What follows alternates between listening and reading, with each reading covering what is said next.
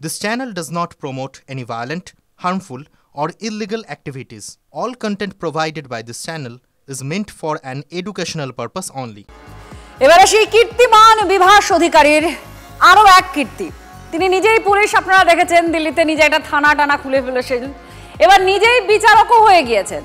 এই জালিয়াত বিভাস অধিকারীর আরো কীর্তি এবার আপনাদের সামনে। এনজিওর নামে একটা পৈতৃক জমির সমস্যা মেটাতে সমন পাঠিয়ে তিনি ডেকে পাঠান। আশ্রমে বসানো হতো সালিশি সভা, তার আশ্রমও আপনারা দেখেছেন।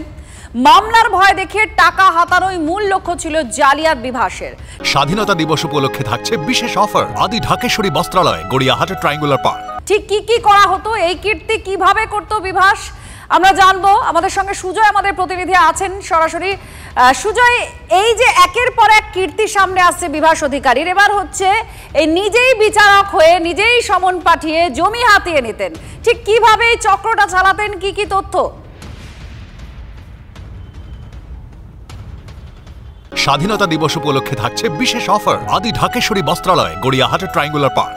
দেখো, কীর্তিমান বিভাসের আমরা বেলেঘাটার একটি ঠিকানা দেখিয়েছি, যেখানে তার স্বেচ্ছাসেবী সংস্থার অফিস ছিল, যেখানে ইন্টারপোল লেখা ছিল। সেই স্বেচ্ছাসেবী সংস্থার নামে এই বিভাস অধিকারী বীরভূমের বিভিন্ন জায়গায় বিভিন্ন মানুষ যাদের জমি সংক্রান্ত সমস্যা রয়েছে তাদের কাছে নোটিশ পাঠাতেন এবং নোটিশ পাঠিয়ে বলতেন যে সমস্যা মেটাতে গেলে তাকে হাজিরা দিতে হবে, প্রমাণ্য নথিসহ। কোথায় হাজিরা দিতে হবে? স্বেচ্ছাসেবী সংস্থার দপ্তরে নয়, তার আশ্রমে হাজিরা দিতে হবে।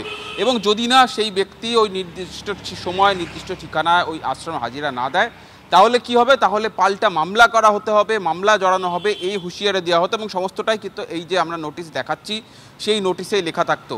ফলে এটাই তার পন্থা ছিল, যেটা স্থানীয় মানুষজন জানাচ্ছেন এবং একই তথ্য তারা নয়ডা পুলিশকেও জানিয়েছেন যে এইভাবেই তারা বিভিন্ন মানুষকে জমি সমস্যা সমাধান করার নাম করে টাকা তুলতো, ভয় দেখিয়ে জমি দখল করে নেওয়ার অভিযোগ, সস্তায় জমি দখল করে নেওয়ার অভিযোগ বিভাস অধিকারী এবং তার সংস্থার বিরুদ্ধে, স্বেচ্ছাসেবী সংস্থার বিরুদ্ধে, যে সংস্থার আবার কিন্তু অ্যাডভাইজারি পদে রয়েছেন একজন প্রাক্তন বিচারপতি, একজন প্রাক্তন আইপিএস। প্রশ্ন এখানেই যে একটা স্বেচ্ছাসেবী সংস্থা সে কেন অন্যের পৈতৃক জমি সংক্রান্ত সমস্যার সমাধানে নাক গলাবে? আর যদিও বা গলায়, তাহলে আশ্রমেই বা কেন ডাকবে? স্বেচ্ছাসেবী সংস্থার অন্য দপ্তর থেকে যেখানে নোটিশ যাচ্ছে সেই দপ্তরে কেন টাকা হচ্ছে না? এখানেই প্রশ্ন হচ্ছে যে তাহলে কি অন্য উদ্দেশ্য ছিল, অর্থাৎ আদৌ সমস্যার সমাধান করে দেওয়া নয়, উল্টে সমস্যার ভয় দেখিয়ে জমি হাতায় করে নেওয়া, টাকা আদায় করার উদ্দেশ্য ছিল, যে কথা নয়ডা পুলিশকে নিজেদের বয়ানে জানিয়েছেন গ্রামের মানুষজন বা বীরভূমের একাধিক জায়গার তথ্য তারা সেই সামনে হাতে এসছে। ফলে বিভাস অধিকারীর এই নয়া কীর্তি ইতিমধ্যেই সেই তথ্য নয়ডা পুলিশের হাতে পৌঁছেছে। সেই একই নথি TV9 বাংলার হাতেও রয়েছে যে কিভাবে বিভাস অধিকারী গোটা বীরভূম, নলহাটি বিভিন্ন জায়গায় জমি দখল করতেন। TV9 বাংলায় আগে দেখিয়েছে যে এই বিভাস অধিকারী কিভাবে তার হাসপাতালের নামে জমি দখল করেছিল।